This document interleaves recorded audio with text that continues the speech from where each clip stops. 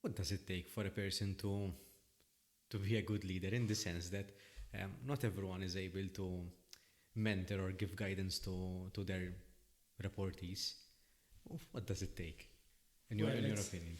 It's a complicated question that a lot of people have asked. They did a number of assignments and theses on the subject. I get asked this question multiple times as well in my practice. But in a nutshell, what I've always looked for in a mentor or a leader is basically that he or she listens and understands.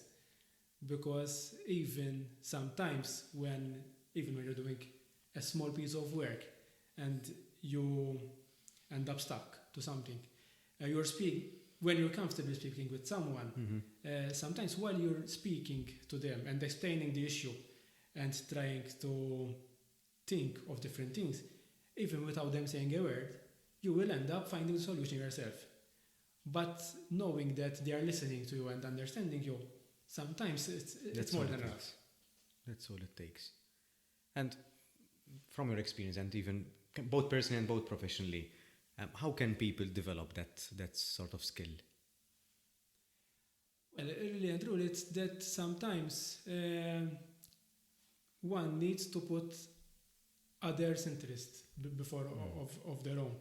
And when I say others, sometimes it can be the company's interest, for example, because if you have a CEO that has at heart the company, he will help or she will help to get the better result for the firm or the company rather than making things so that he or she will look good. For example.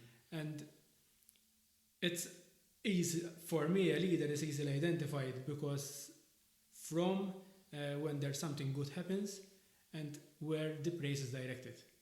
Okay. If the person, whether he's a CEO or head of department, gets the praise for himself and keep for herself, it's one thing. But when the praise is shared and the spotlight is shared with his team, it means that that person is a good leader because they don't always put themselves at the front, but the collective result is what matters basically.